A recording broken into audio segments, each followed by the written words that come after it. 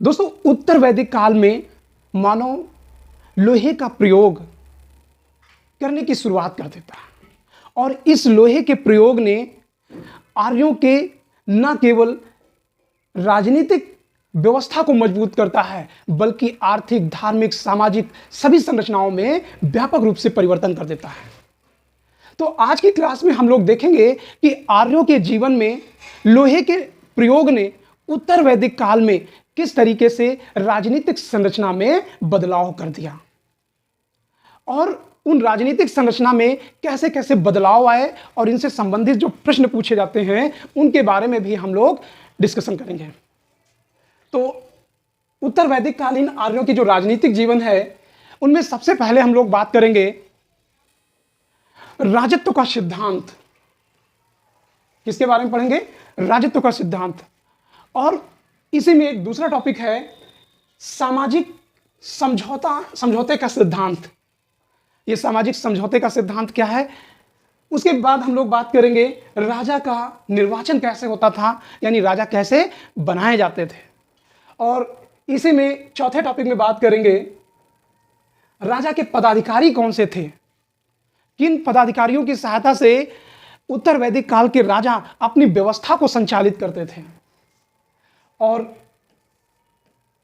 अगला टॉपिक है आर्यों की न्याय व्यवस्था क्या थी, और इसी में हम लोग बात करेंगे उत्तर वैदिक कालीन आर्यों की राजस्व व्यवस्था कैसी थी, यानी टैक्सेशन की व्यवस्था क्या थी। तो इन सारे बिंदुओं के बारे में हम लोग डिटेल से चर्चा करेंगे और देखेंगे कि लोहे के प्रयोग ने किस तरीके से राजनीतिक संरचना में बदलाव कर दिया।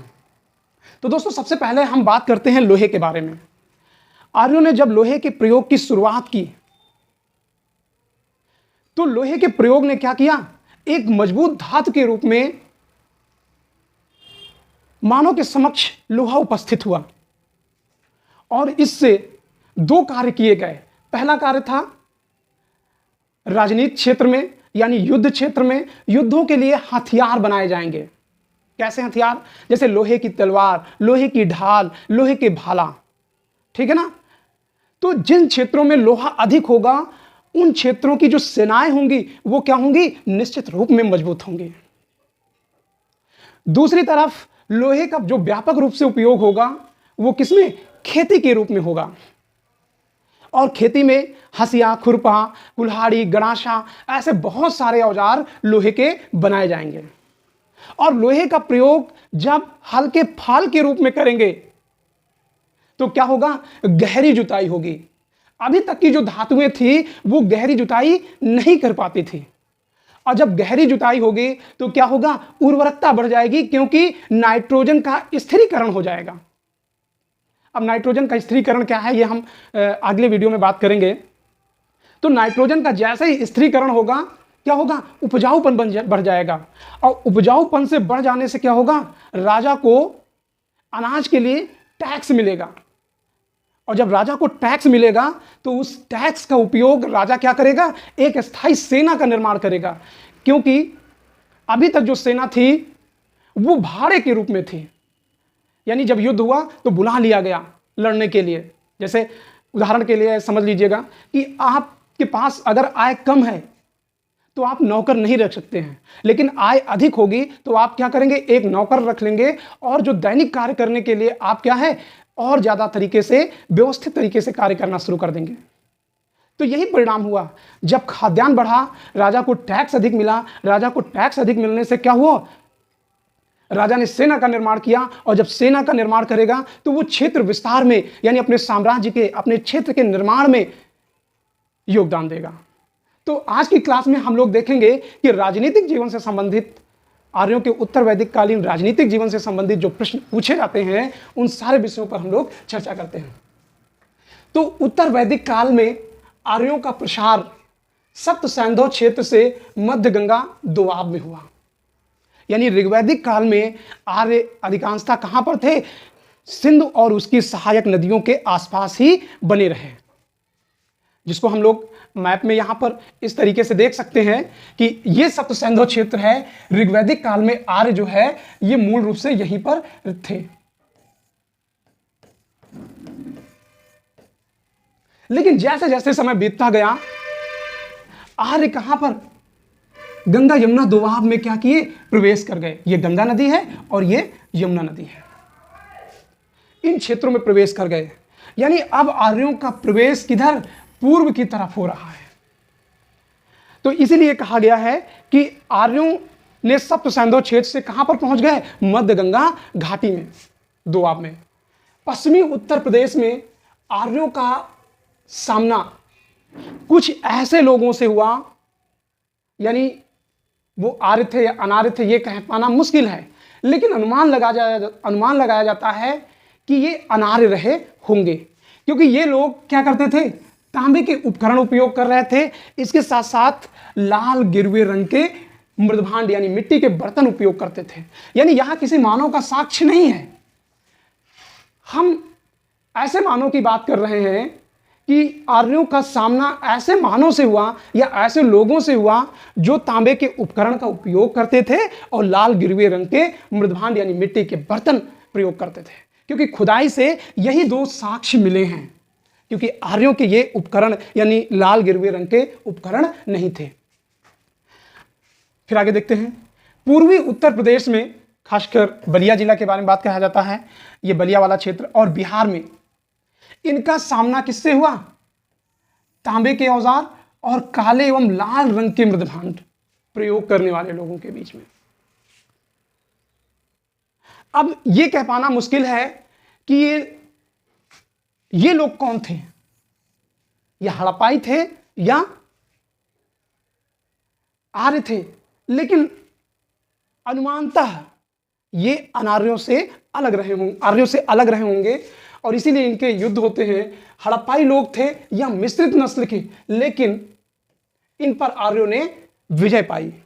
अब आर्य क्यों विजित हुए इसके बारे में समझिएगा। आर्यों के सफलता के पीछे कुछ कारण थे।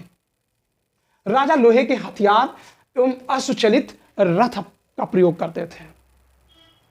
अब जाहिर सी बात है, प्रारंभ में लोग युद्ध करने के लिए लकड़ी, डंडे इनका इस्तेमाल करते थे, हड्डियों के औजारों का प्रयोग करते थे, लेकिन जैसे जैसे समय बीतता गया औजारों में बदलाव आया। तांबे के उपकरण, कांसे के उपकरण मिलते हैं, लेकिन उतने कारगर साबित नहीं होंगे जितना कि लोहे के हथियार। और लोहे के हथियार जिस राजा के पास होंगे, निश्चित रूप में उसे परास्त कर पाना बहुत मुश्किल होगा। और युद्ध में मारो और भागो की नीति सबसे बेहतर होती है कि आपने मार दिया और भाग लिया, और भागने के लिए अश्वचलित रथ यानी तेजी से सेना में गति आ जाएगी। तो इस तरीके से हम देखते हैं कि आर्यों का विस्तार जो प्रारंभ में पंजाब में था वो कहां पर हो गया? अब गंगा यमुना दोआब तथा पूर्व में सदानीरा गंडक नदी तक हो गया। यानी मैप में अगर हम देखें तो प्रारंभ में यह क्षेत्र था, लेकिन अब धीरे धीरे आर्यों का प्रसार गंगा के क्षेत्र में और ये बिहार वाले क्षेत्र में भी क्या हो गया? प्रचार प्रसार धीरे धीरे हो गया। अब जाहिर सी बात है, समय बदल रहा था, और समय इस तरीके से बदल रहा था कि जो कबीलाई संरचना थी वो टूट रही थी। उसके पीछे दो कारण हैं। लोहे के प्रयोग ने क्या किया? अस्थायी रूप से निवास करने पर बल दिया। क्यों बल दिया? क्योंकि लोहे का प्रयोग खेती में होगा, और खेती तभी संभव है जब लोग अस्थायी रूप से रहेंगे। और दूसरा, लोहे का प्रयोग युद्धास्त्र के रूप में होगा, तो जो जाहिर सी बात है साम्राज्य बनेगा, राज्य बनेगा। तो कबीलाई संरचना जैसे जैसे टूटती गई वैसे वैसे क्या है? राज्य मजबूत होते गए। ऋग्वैदिक राजनीतिक जीवन का आधार क्या था? जन था। लेकिन उत्तर वैदिक काल में, जीवन काल में कबीलाई जीवन का विघटन शुरू हो गया, यानी कबीलाई व्यवस्था टूटने लगी। अब आपस में जो कबीलाई समूह थे, जन थे, वो मिलकर क्या कर दिए? राज्य बना लिए। ठीक है ना? आपस में मिलकर क्या बना लिए? राज्य। दो दो कबीलों का समूह जो है मिलकर क्षेत्र का निर्माण करने लगे। अब वो कौन कौन से कबीला समूह हैं इनको पूछा जाता है। जैसे भरत और पुरु, ये दो राजाओं के नाम मिलते हैं, जनों के नाम मिलते हैं। इन दोनों ने मिलकर कुरुग्राम से प्रसिद्ध हुए, यानी इनका जो मूल स्थान था कुरु, जिसे हम कुरुक्षेत्र के रूप में जानते हैं, कुरुग्राम से ये दोनों कुरु नाम से प्रसिद्ध हुए, जिन्होंने दिल्ली एवं ऊपरी दोआब पर अधिकार कर लिया। जाहिर सी बात है, ये यमुना नदी है, और यमुना नदी के किनारे ये यहां पर दिल्ली है, इसके ये सीधे में दिल्ली है। और दिल्ली का ऊपरी दोआब ये कहां पर हो जाएगा, ये हरियाणा वाला क्षेत्र हो जाएगा। और यहीं पर क्या था, कुरु क्षेत्र था। तो दिल्ली के ऊपरी दोआब यानी ये दिल्ली थी और इसका ऊपरी वाला क्षेत्र ये हो गया, यहां पर क्या कर लिया, अधिकार कर लिया। और इनकी राजधानी कहां कौन सी बन गई, हस्तिनापुर। और हस्तिनापुर वर्तमान में कहां पर है, हरियाणा में। ये प्रश्न पूछे जाते हैं। यहां के राजा कौन थे, राजा परीक्षित का नाम आता है, ठीक है ना। और जन्मेजय, क्या नाम है, जन्मेजय परीक्षित का क्या था, पुत्र था। तो कुरुवंश कहां पर था, इस हरियाणा के क्षेत्र में। यहां के राजा का नाम क्या मिलता है, प्रारंभ में भरत और पुरु मिलकर क्या किए, कुरु नाम से मशहूर हुए और वही क्षेत्र कुरुक्षेत्र कहलाया। और ये कहां पे पड़ेगा, हरियाणा में पड़ेगा, यानी दिल्ली के एवं ऊपरी दोआब में। इनकी राजधानी क्या थी, हस्तिनापुर थी। और इनके बेटे का क्या नाम था, जन्मेजय था। अब कुरुवंश का जो अंतिम शासक था, पूछा जाता है, अंतिम शासक का नाम निचक्षु था। इसके समय में क्या हो गई, हस्तिनापुर नष्ट हो गई। हस्तिनापुर नष्ट हो गया, क्यों, हस्तिनापुर में क्या हो गई, बाढ़ आ गई। और इसने अपनी राजधानी कहां ले आया, कौशांबी। अब दो कौशांबी हैं, एक गाजियाबाद के बगल में और एक कौशांबी उत्तर प्रदेश में। तो ये कौशांबी जो है ये कहां पर था, ये कह पाना थोड़ा सा मुश्किल है। यूपी था या दिल्ली के आसपास का क्षेत्र, ये थोड़ा सा देखना पड़ेगा। फिर आता है पांचाल। अब पांचाल कौन सा क्षेत्र था, कृवि और तुर्वश, जो पीछे आपने जनों के बारे में पढ़ा था, उन्हीं में से कृवि और तुर्वश ने मिलकर पांचाल राज्य की स्थापना की।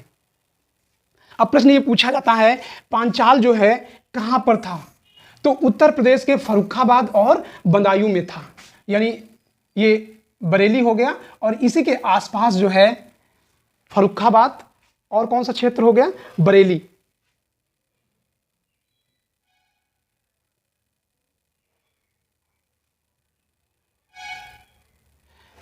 पूछा जाता है पांचाल के शासक कौन थे, तो पांचाल के जो शासक थे वो प्रवाहन जयबली थे। प्रश्न कई तरीके से पूछा जाता है। प्रवाहन जयबली एक विद्वान एवं दार्शनिक दोनों था। और एक नाम और आता है अरुण सेतुकेतु। अरुण सेतुकेतु का संबंध पांचाल राज्य से ही लगाया जाता है, तो उसी से संबंधित थे। तो हम लोगों ने देखा कि प्रारंभ में जो कबीलाई व्यवस्था थी वो क्या है, दो दो के समूह बनने लगे, भारत और पुरु मिल गए, और यहां पर पांचाल में कृवि और तुर्वस मिल गए। ये पूछे जाते हैं कुरु में कौन सा है, मैच कराने के लिए। कुरु में भारत और पूर्व हो गए, पांचाल में कृवि और तुर्वस हो गए। सरयू नदी के किनारे कौशल राज्य था। कौशल वही हृदय राखी कौशलपुर राजा, यानी अयोध्या के बारे में बात कही जाती है। और जाहिर सी बात है यहां पर एक नदी है और इस नदी का नाम क्या है, सरयू। और सरयू के किनारे क्या था, कौशल राज्य, कौशल। और कौशल राज्य की स्थापना हुई। और कौशल राज्य की जो कहानी मिलती है वो राम कथा से जुड़ा हुआ माना जाता है। तो जाहिर सी बात है राम कथा कहीं ना कहीं उत्तर वैदिक कालीन पात्रों के आसपास आते हैं।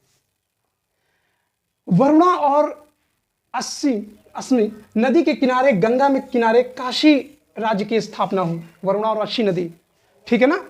अब ये कौन सा क्षेत्र था, इसको देखिएगा, ये गंगा है और यहां पर ये यहां पर इलाहाबाद होगा जहां पे गंगा और यमुना मिल जाते हैं। और ये क्षेत्र क्या होगा, काशी होगा।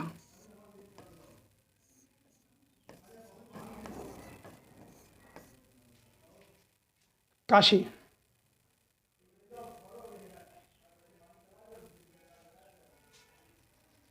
तो काशी राज्य की स्थापना कहां पर हुई, वरुणा और अशी नदी के किनारे सदा नीरा नदी यानी जिसको हम लोग गंडक नदी कहते हैं, यहाँ पर विदेह राज्य की स्थापना हुई और गंडक राज्य यहाँ कहीं पे होगा, ठीक है ना, यानी बिहार वाले क्षेत्र में।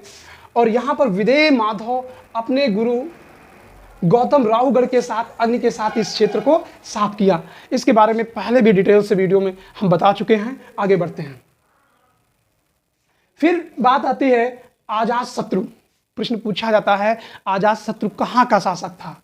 एक दार्शनिक राजा था और ये कहाँ का शासक था? बनारस का शासक था। एक अजात शत्रु मगध का शासक था, उसकी बात नहीं हो रही है। अजात शत्रु ये कहाँ का शासक बताया जाता है? बनारस का। और ये क्या था? दार्शनिक राजा था। तो ये प्रश्न पूछा जाता है, लोग कंफ्यूज होके किसके बारे में बता देते हैं? मगध के शासक के बारे में। उसके बाद गांधार और ब्यास नदी के बीच में कैकेयी देश स्थापित था और इसके दार्शनिक राजा कौन थे? कैकेयी अश्वपति थे। अब कैकेयी कहां पर था? कैकेयी के बारे में गांधार और ब्यास, तो ये ब्यास नदी है और यहीं पर कैकेयी राज्य था, ठीक है ना। इन्हीं दोनों के बीच में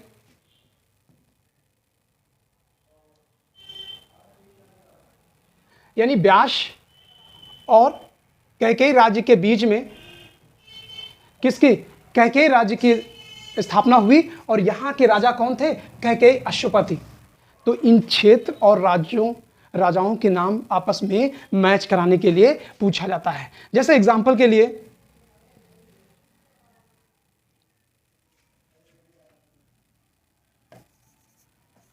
कुरु में कौन कौन से लोग शामिल थे?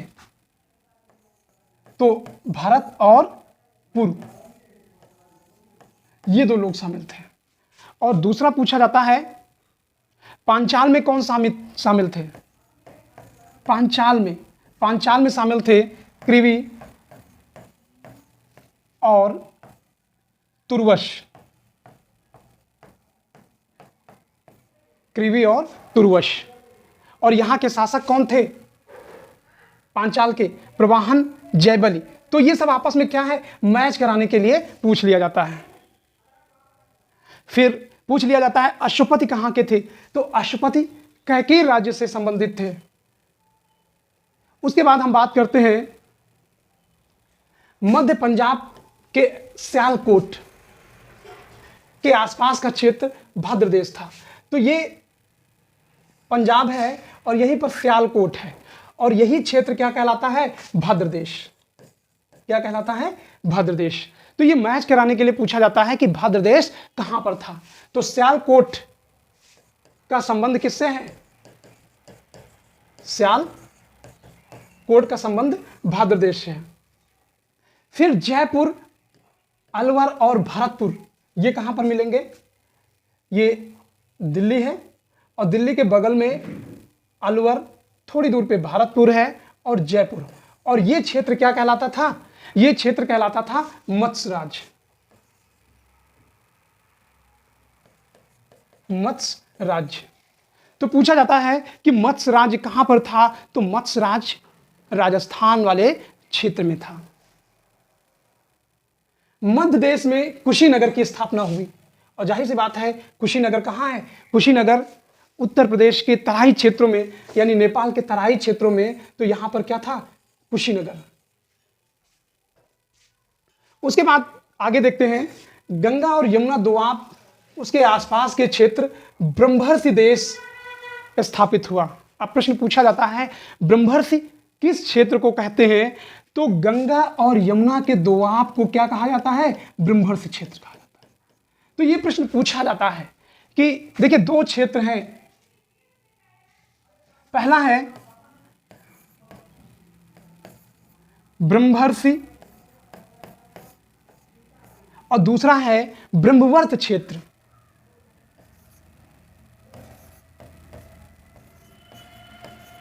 ब्रह्मवर्त क्षेत्र। अब ब्रह्मवर्त क्षेत्र कहां पर था इसे जानें। तो ब्रह्मवर्त क्षेत्र के बारे में समझने का प्रयास करें। देखिए ये सतलज नदी है। कौन सी नदी है? सतलज नदी। और ये यमुना नदी है और इनके बीच का ये क्षेत्र जो है क्या कहलाता था? ब्रह्मवर्त क्षेत्र। तो ब्रह्मवर्त ब्रह्मवर्त क्षेत्र से क्या था? बड़ा था। ब्रह्मवर्त पुरुष रूप में और ब्रह्मवर्त महिला के रूप में समझ सकते हैं। तो पुरुष क्या हो गया? बड़ा क्षेत्र हो गया।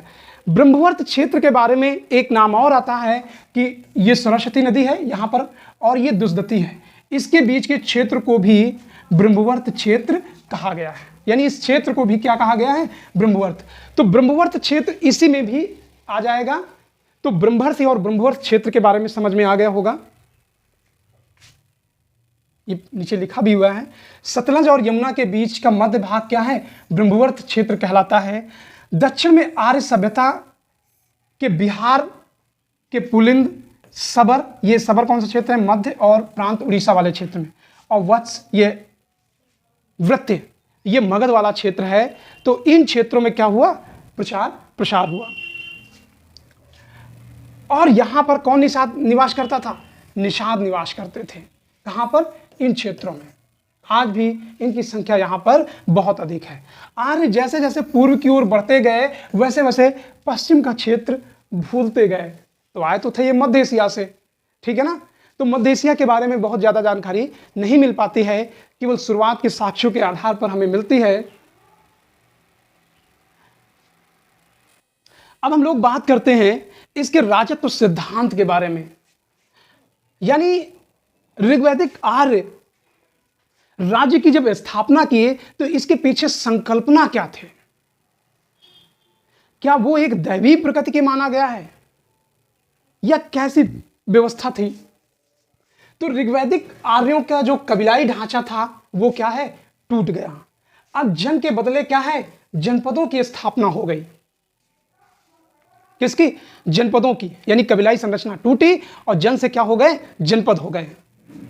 अब युद्ध गायों के लिए ना होकर किसके लिए लड़े गए? क्षेत्र विस्तार के लिए, यानी साम्राज्य के निर्माण को लेकर होने लगे। उत्तर वैदिक काल में राज्य का लोकप्रिय स्वरूप क्या था? राजतंत्रात्मक था। हालांकि ऋग्वेद में कुछ गणतंत्रों का उल्लेख मिलता है, लेकिन वैदिक काल में राज्य का स्वरूप क्या बताया गया? उत्तर वैदिक काल में राजतंत्रात्मक लोकप्रिय था। इसका मतलब सबसे ज्यादा क्या पाए जाते थे? राजतंत्र। लेकिन कुछ ऐसे क्षेत्र भी मिले हैं जहां पर गणतंत्र स्थापित होता था। यानी गणतंत्र का सीधा मतलब ये हो गया कि उनका जो प्रमुख था उनका चुनाव होता था, जबकि राजतंत्र में पीढ़ी दर पीढ़ी चलता था और गणतंत्र में राजा का हर बार क्या होता था? चुनाव होता था।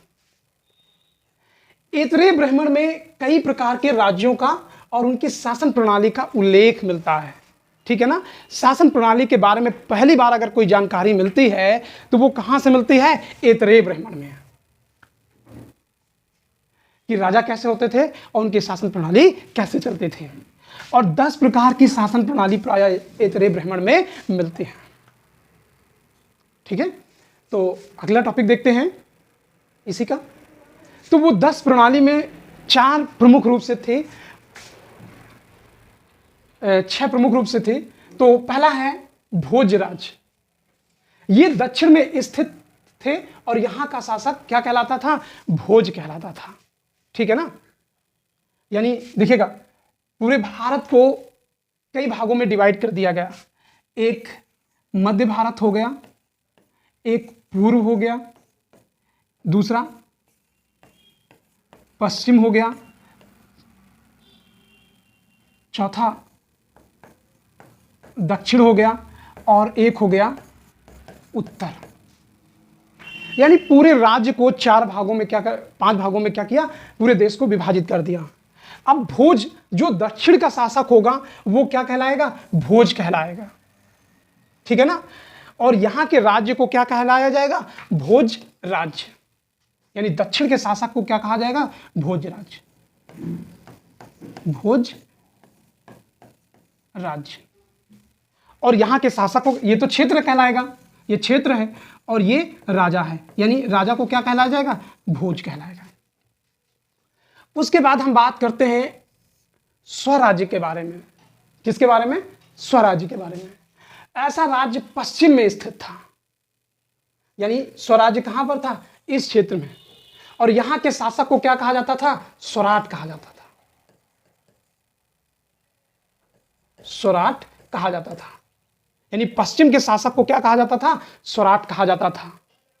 और ये जो है अधीनस्थ राज्य थे, यानी केंद्र के, यानी इसके अधीन हुआ करते थे। जैसे मौर्य काल में आप पढ़ेंगे स्वराट, ठीक है ना। तो पश्चिम वाला राज्य क्या कहलाता था? स्वराज्य। और यहां के शासक क्या कहलाते थे? स्वराट कहलाते थे।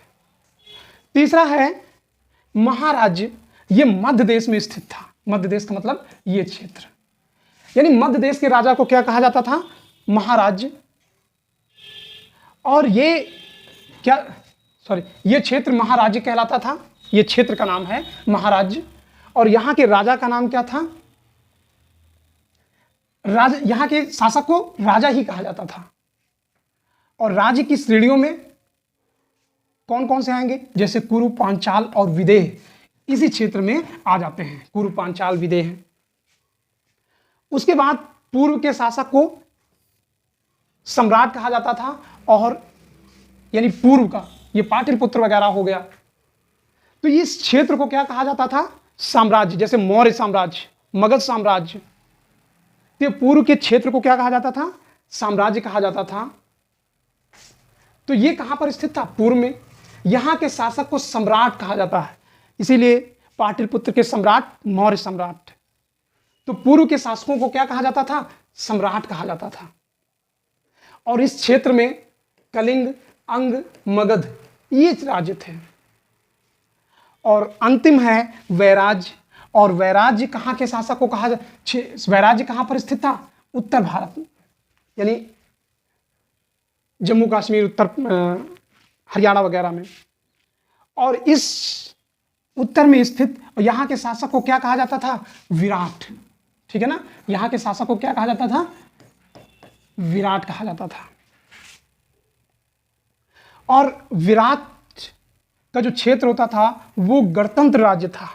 तो पूछ लिया जाता है इन पांचों में गणतंत्र कौन था? तो इन पांचों में वैराज्य क्या था? गणतंत्र था। यानी यहां पर राजा का क्या होता था? चुनाव होता था। आगे देखते हैं। अथर्ववेद में समुद्र पर्यंत शासक को एकराट कहा गया है। समुद्र पर्यंत का सीधा मतलब है इस समुद्र से लेकर इस समुद्र, यानी जब पूरे भारत का इन पांचों को मिलाकर जो शासक होता था उसी को क्या कहा जाता था? एकराट कहा जाता था। राजा के दैवीय अधिकारों की घोषणा कहां मिलती है? ऋग्वेद में। अब दैवीय अधिकार का मतलब क्या है? दैवीय अधिकार का सीधा मतलब यह है कि उन्हें ईश्वर ने धरती पर शासन करने के लिए भेजा। यानी राजा एक ऐसी कहानियां गढ़ेगा और वो लोगों से बताएगा कि शासन करने के लिए ईश्वर ने उसे धरती पर भेजा है, इसलिए सभी लोग उसका कहना माने। तो यही बताया गया है कि राजा के दैवीय अधिकारों की घोषणा कहां पे मिलते हैं? ऋग्वेद में। लेकिन व्यवस्थित रूप से राजत्व का सिद्धांत किसमें मिलता है? ऐतरेय ब्राह्मण में। अब प्रश्न यह उठता है कि राज्य का निर्माण कैसे हुआ? ठीक है ना। राज्य का निर्माण कैसे हुआ, यानी कैसे कबीलाई समूह से राज्य बन गए? तो उसके बारे में दो सिद्धांत खासकर दिखाई पड़ते हैं। नंबर एक है सामाजिक समझौते का सिद्धांत और दूसरा है युद्ध एवं विजय का सिद्धांत। सामाजिक समझौते का सिद्धांत का सबसे बेहतरीन एग्जाम्पल पाल वंश मिलेगा, जहां पर अराजकता के माहौल में सभी लोगों ने गोपाल नामक व्यक्ति से यह कहा कि आप हमारे राजा हो, जो आप कहोगे वो हम करेंगे और आप जितना टैक्स कहोगे उतना टैक्स देंगे और आप यहां की व्यवस्था को संभालिए। यानी पूरे समाज ने मिलकर क्या किया? एक व्यक्ति को शासक बना दिया। और यही क्या कहलाता है? सामाजिक समझौते का सिद्धांत।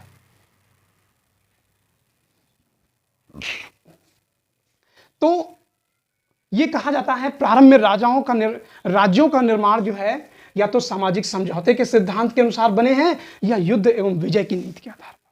जैसे दो कबीलों के बीच में युद्ध हुआ और उन दोनों के बीच व्यापक संघर्ष हुआ, परिणाम हुआ एक हारा और एक जीता। तो जो जीता उसको राजा बना दिया गया। अब सारे युद्ध जो है उसी के नेतृत्व में लड़े गए और उसी को राजा बना दिया गया। इस तरीके से राज्य का क्या होता है, निर्माण होता है। तो देखते हैं सामाजिक समझौते के सिद्धांत। इसका उल्लेख अथर्ववेद में, ऐतरेय ब्राह्मण में और तैत्तिरीय ब्राह्मण में मिलता है। प्रश्न पूछा जाता है सामाजिक समझौते का सिद्धांत कहां पर मिलता है, तो अथर्ववेद, ऐतरेय और तैत्तिरीय ब्राह्मण में मिलता है। और इसमें कहा गया है कि आदिम समाज का वर्णन है जहां राजा के अभाव में चारों तरफ क्या थी, अराजकता का माहौल था।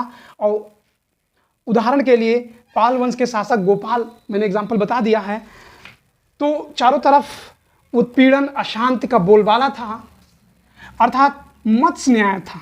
यानी मत्स्य न्याय का मतलब है बड़ी मछली छोटी मछली को खा जाती है, और यानी जो प्रबलशाली होंगे वो गरीब लोगों का, कमजोर लोगों का हक छीन कर खाएंगे। अतः लोगों ने समझौते द्वारा असीम अधिकारों को एक ऐसे योग्य व्यक्ति और सबल व्यक्ति को सौंप दिया। कहा कि अब आप मेरे क्या हो, राजा हो, और उसके हाथों में सारी सत्ता क्या दी, सौंप दी, और उसकी आज्ञा का पालन करने लगे। अब वो व्यक्ति जिसको सभी लोगों ने राजा बना दिया,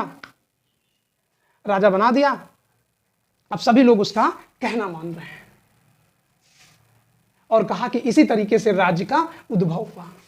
यूरोपीय हब्स का राजा जो है निरंकुश था। यानी यूरोपियन के जो शासक थे वो क्या थे, निरंकुश थे, किसी के पास के ऊपर अत्याचार कर देते थे।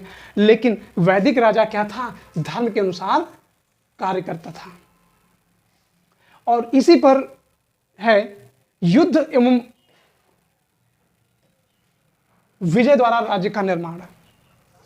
अब युद्ध और विजय का निर्माण जो है किसके द्वारा होता है, तो यह समझिएगा, ऐतरेय ब्राह्मण के अनुसार युद्ध की आवश्यकताओं ने राजा का जन्म दिया। यानी जब लोग क्षेत्रों पर कब्जा करने लगे तो लोगों ने को यह जरूरत महसूस हुई कि एक ऐसा व्यक्ति, योग्य व्यक्ति को सारी सत्ताएं सौंप दी जाएं, ताकि अब अपने कबीलाई समूह की क्या किया जाए, रक्षा किया जा सके। तो उसकी शक्तियों में वृद्धि हुई। युद्ध के देवता में निरंतर पराजित होते रहे, तो उन्होंने सोम को अपना राजा नियुक्त किया और फिर युद्ध जीतने लगे। शतपथ ब्राह्मण और ऐतरेय ब्राह्मण में दो भरतवंशी राजाओं का उल्लेख मिलता है, जिसमें पृथ्वी विजय का क्या है, यशोगान किया गया है। किसमें मिलता है, शतपथ और ऐतरेय ब्राह्मण में। भरतवंश के दो राजाओं का नाम मिलता है और यशोगान किया जाता है, इसने धरती को जीत लिया है। और उन दो राजाओं में नाम आते हैं शास्त्राजीत, रवानिक, और इसने काशी को जीतकर अश्वमेघ यज्ञ किया। ठीक है ना, वो दो भरतवंशी राजा कौन से थे, शास्त्राजीत, रवानिक, और इसने कौन सा, काशी यानी बनारस वाला क्षेत्र को जीतकर क्या किया, अश्वमेघ यज्ञ किया। दूसरा नाम आता है दोशांति, इसने गंगा और यमुना दोआब को जीतकर अश्वमेघ यज्ञ किया। ठीक है, तो इन दो राजाओं के नाम मिलते हैं। अथर्ववेद में राजा परीक्षित को देवशम कहा गया है, यानी देवताओं के समान कहा गया है। उसके बाद हम लोग बात करते हैं परिवार के बारे में। परिवार की जो संरचना थी वो पहले कबीला समूह था और जन बना, जन से गांव बना, सभा, समिति, जनपद और राज्य, ये क्या थे, परिवार के अंग थे। यानी ये सभी का निर्माण किससे हुआ था, परिवार से हुआ था। वैदिक ग्रंथों में निरंकुश एवं आताताई राजा की निंदा की गई है। यानी ऐसा राजा जो मर्जी का है वो काम करे, कोई अंकुश ना रहे उस पर, उसको निरंकुश कहा गया है। और इसी तरीके से आताताई राजा यानी जो जिसके ऊपर चाहे उसके ऊपर आक्रमण कर दे, ऐसे राजाओं की क्या की गई है, निंदा की गई है। शतपथ ब्राह्मण में निरंकुश राजा को राष्ट्रीय कहकर संबोधित किया गया है। पूछा जाता है राष्ट्रीय क्या है, राष्ट्रीय तो ये राष्ट्रभक्त नहीं है, ये समझिएगा। राष्ट्रीय क्या है, ये निरंकुश राजा को संबोधित किया गया है, एक तरीके से निंदा की गई है। अब हम लोग बात करते हैं कि राजा का निर्वाचन कैसे होता था, यानी राजा कैसे बनाए जाते थे।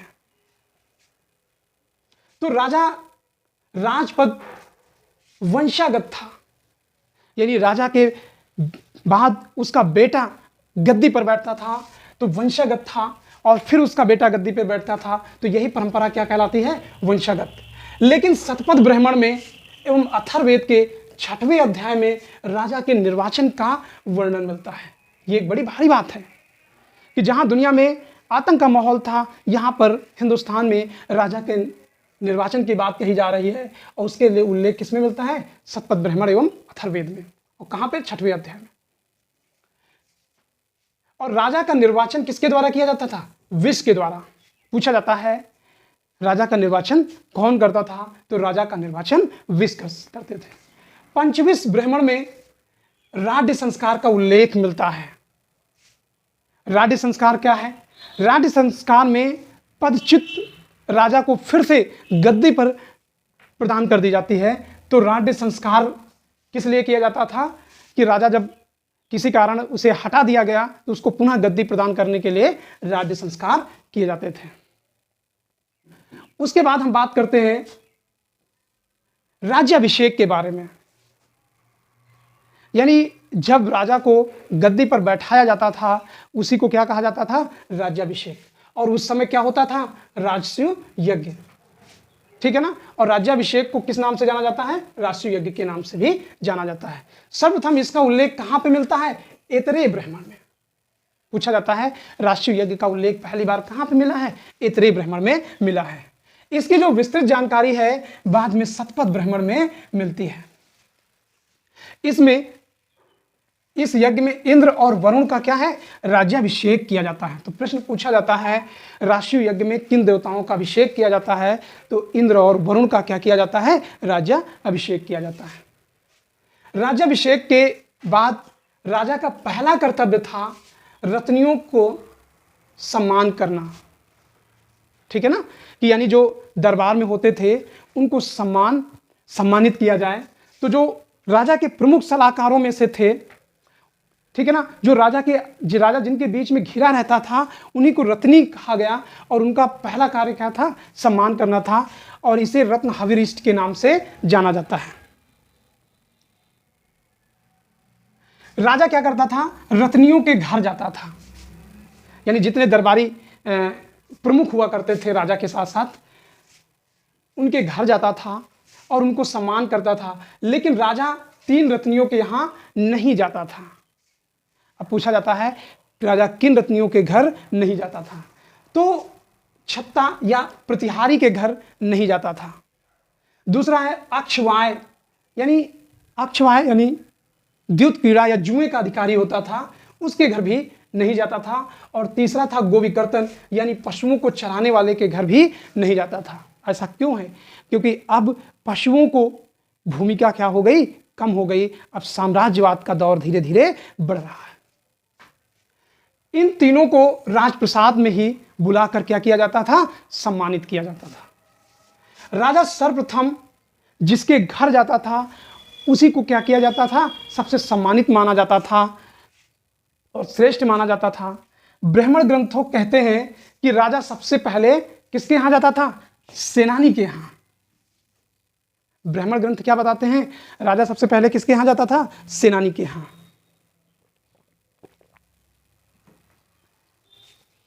जबकि ऋग्वैदिक काल में राजा सबसे पहले किसके यहां जाता था? पुरोहित के यहां। लेकिन अब पुरोहित का दौर खत्म हो गया। अब साम्राज्य निर्माण की बात आती है तो सबसे प्रमुख अधिकारी राजा का कौन हो गया? सेनानी हो गया। अथर्ववेद एवं ब्राह्मण ग्रंथों में राजा का चुनाव करने वाली एक सूची मिलती है। कहां से मिलती है? अथर्ववेद से मिलती है। और क्या मिलते हैं? ध्यान दीजिएगा, राजा के अधिकृत व्यक्ति ही जन के सम्मुख राजा की घोषणा करते थे। यानी एक व्यक्ति जो है राजा को सभी लोगों के बीच में घोषित करता था कि ये हमारा राजा है। इनकी सहमति आवश्यक थी। ब्राह्मण ग्रंथों के अनुसार राज्याभिषेक में 17 प्रकार के जलों का उपयोग किया जाता था। यानी इस नदी का, उस तालाब का, उस झील का, इस तरीके से 17 प्रकार के जल लाए जाते थे और उसी जल से राजा का क्या किया जाता था? राज्याभिषेक किया जाता था। राज्याभिषेक के समय ब्राह्मण, क्षत्रिय, वैश्य अभिषेक करने वाले ब्राह्मण क्षत्रिय वैश्य थे। हालांकि राज्याभिषेक के समय पे चारों वर्णों की क्या थी, उपस्थित अनिवार्य थे। यानी ब्राह्मण क्षत्रिय वैश्य ये तो थे ही थे, शूद्रों को भी पता चल जाए कि राजा कौन बना है, तो चारों वर्णों का क्या है, उपस्थित होते थे। जाहिर सी बात है, एक बड़े क्षेत्र पर राजा शासन करने जा रहा है कबीलाई समूह से निकलकर, तो उसे शासन संचालन करने के लिए कुछ पदाधिकारियों की जरूरत पड़ेगी। अब वो पदाधिकारी कौन कौन से हैं तो देखते हैं। शतपथ ब्राह्मण में 12 रत्नियों का उल्लेख मिलता है और पंचविश ब्राह्मण में इन रत्नियों को क्या कहा गया है, वीर कहा गया है। तो पूछा जाता है किस ग्रंथ में रत्नियों को वीर कहा गया है, तो पंचविश ब्राह्मण में रत्नियों को वीर कहा गया है। अब कौन कौन से रत्नी हैं इनके बारे में देखते हैं। सबसे पहला नाम आता है सेनानी, जबकि ऋग्वेद में पहला नाम किसका आता था, पुरोहित का। लेकिन अब दौर बदल चुका था, लोहे ने क्या किया, समय को बदल दिया था। अब युद्ध जो है जानवरों को लेकर ना होकर साम्राज्य विस्तार के लिए हो गए, तो जाहिर सी बात है सेना प्रमुख की भूमिका बढ़ जाएगी। और जब सेना प्रमुख की भूमिका बढ़ जाएगी तो राजा के युद्ध में यह सहायता करने वाला व्यक्ति था, और राजा सबसे पहले किसके घर जाते थे, सेनानी का। अब पुरोहित दूसरे स्थान पर आ गया। अब पुरोहित का कार्य केवल इतना हो गया कि धर्म संबंधी कार्यों में पूरा करना और उसमें सलाह देना। अब तीसरा था युवराज, तो राजा का उत्तराधिकारी था। महिषी, ये राजा की पटरानी थी और इसका कार्य था राजकीय कार्यों में राजा को सलाह देना। सूत यानी सारथी, और ये रथ हाँकने वाला था, और राजकीय से चारण भी कहते थे। ठीक है ना, राजकीय चारण का मतलब जो राजा को रथ में बैठाकर घुमाने भी ले जाए और साथ में कहानी गीत भी सुनाए, तो वो क्या है, इसे चारण क्या मतलब है, यानी गीत गाने वाले चारण, भाट, मागध, ये आने वाले समय में आप देखेंगे कि राजाओं को खुश करने के लिए काम किया करते थे। तो चारण का मतलब है कि जो वो सारथी के रूप में रहता था और राजा का रथ हाँकते साथ क्या है, कहानियां भी सुनाया करता था। इसे कवि भी कहते थे। तो ये प्रश्न पूछा जाता है कि कवि कौन था इन पदाधिकारियों में, तो जो सारथी होता था वही कवि होता था। फिर एक नाम आता है ग्रामीणी, ये गांव का क्या था, मुखिया था। छठा ये प्रतिहारी था, और संग्रहिता ये क्या था, कोषाध्यक्ष। तो दोस्तों ये 4 पदाधिकारी और उनके कार्यों को मैच कराने के लिए ये प्रश्न दे दिया जाता है। उसके बाद और कुछ पदाधिकारी हैं। भाग दुग्ध, ये कौन सा अधिकारी है, इसके बारे में पूछा गया था अभी पीछे इसमें। ये भी क्या था, कर वसूल करने वाला अधिकारी था। दरअसल में भागदुग्ध के बारे में ये उल्लेख मिलता है कि जब राजा को संतान प्राप्त होती थी, तो लोगों के ऊपर एक टैक्स लगाया जाता था, तो उसी को भाग दुग्ध कर कहा गया है। तो एक तरीके से ये कर वसूल करने वाला ही अधिकारी हुआ। अक्षवाय, ये पाशा का खेलने वाला राजा का सलाहकार था, या जुए का क्या था, अधिकारी था, या आप समझ सकते हैं कि सलाहकार भी था खेल का और जुआ भी खिलवाता था या निरीक्षक था। पालागल, ये राजा का मित्र एवं विदूषक था। ठीक है ना, पूछा जाता है। अगला आता है गोविकर्तन, यानी गायों की देखभाल करने वाले, या आखेट राजा का ये सारथी भी होता था। अब प्रश्न ये पूछा जाता है कि 33 ब्राह्मण में रत्नियों में कितनी महिलाएं थी, तो 3 महिलाओं का उल्लेख मिलता है। इनमें से महिषी क्या थी, ये पट रानी थी। ववापा ये प्रिय रानी थी, और परिव्यक्त ये राजा द्वारा त्यागी गई रानी थी, यानी राजा तभी त्यागता था जब वो निसंतान होती थी, यानी उसका कोई संतान नहीं होती। तो ये 3 यानी 12 में से 3 महिलाएं होती थी रत्नियों के रूप में।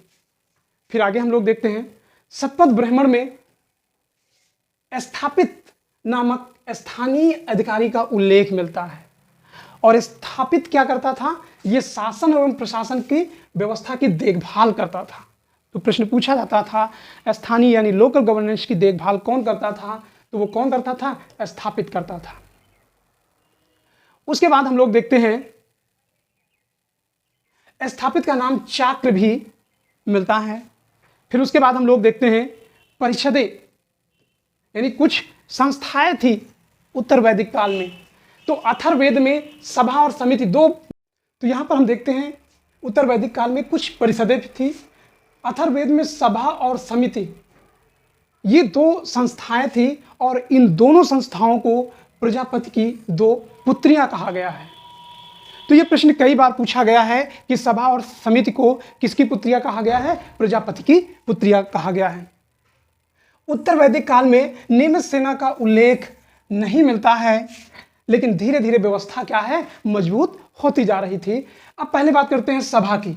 सभा क्या थी, ये वृद्ध जनों की संस्था थी, यानी आर्यों में जो बूढ़े बुजुर्ग थे उनकी संस्था थी। इसमें ग्राम से संबंधित विषयों का निपटारा किया जाता था। तो ये किससे, गांव के जो वाद विवाद होते थे उनकी निपटारे के लिए इस सभा बनाई गई थी। सभा के सदस्यों को सभासद कहा जाता था, सभा के अध्यक्ष को सभापति कहा जाता था और सभा के रक्षक को सभापाल कहा जाता था। और सभा के जो कार्य थे, न्यायिक कार्य भी करता था, यानी पंचजन मिलकर क्या करते थे, निर्णय करते थे। उसके बाद आता है समिति का नाम। ये क्या थी, केंद्रीय राजनीतिक संस्था थी। पूछा जाता है आर्यों की केंद्रीय राजनीतिक संस्था कौन सी थी, तो वो कौन सी थी, समिति थी। इसमें राजा स्वयं उपस्थित होता था। इसके अध्यक्ष को ईशान कहा जाता था। प्रश्न पूछा जाता है समिति के अध्यक्ष को क्या कहा जाता था, ईशान कहा जाता था। ब्राह्मण ग्रंथों में केवल सभा का उल्लेख मिलता है और समितियों का उल्लेख नहीं मिलता है, लेकिन उपनिषदों में सभा और समिति को एक साथ उल्लेख मिलता है। समिति राजा के निर्वाचन में ही क्या करती थी, समिति क्या करती थी, राजा के निर्वाचन में भाग लेती थी। तो प्रश्न ये पूछा जाता है कि राजा के निर्वाचन में कौन सी संस्था भाग लेती थी, तो वो थी समिति। उसके बाद हम बात करते हैं न्याय व्यवस्था के बारे में। न्याय व्यवस्था का केंद्र बिंदु राजा होता था, यानी राजा ही न्याय करता था। सभा में सभी न्यायिक कार्य होते थे। उत्तर वैदिक कालीन ग्रंथों में ग्रामवादिनी शब्द मिलता है और इसका सीधा मतलब है छोटे छोटे विवाद गांवों में भी निपटा दिए जाते थे। अपराधियों के दोष सिद्ध होने पर यदि कोई व्यक्ति दोषी ठहरा दिया जाता था तो अग्नि परीक्षण और जल परीक्षण होता था और विधि अपनाने के ब्राह्मण हत्या को ब्रह्म हत्या माना गया है, यानी ब्राह्मणों की हत्या नहीं की जा सकती थी और ये न्याय व्यवस्था थी। ब्राह्मण मृत्युदंड से क्या थे, मुक्त थे। इसीलिए इस व्यवस्था को ब्राह्मणवादी व्यवस्था कहा गया है कि वो चाहे जो अपराध करें लेकिन उनके लिए कोई मृत्युदंड नहीं मिलते थे। उसके बाद हम देखते हैं राजस्व व्यवस्था यानी टैक्स वगैरह। तो संपूर्ण वैदिक काल में ऋग्वेद तथा अथर्ववेद तक नियमित कर प्रणाली का उल्लेख नहीं मिलता है, लेकिन यह है कि जो लोग खुशी से दे दें वही व्यवस्था चलती थी।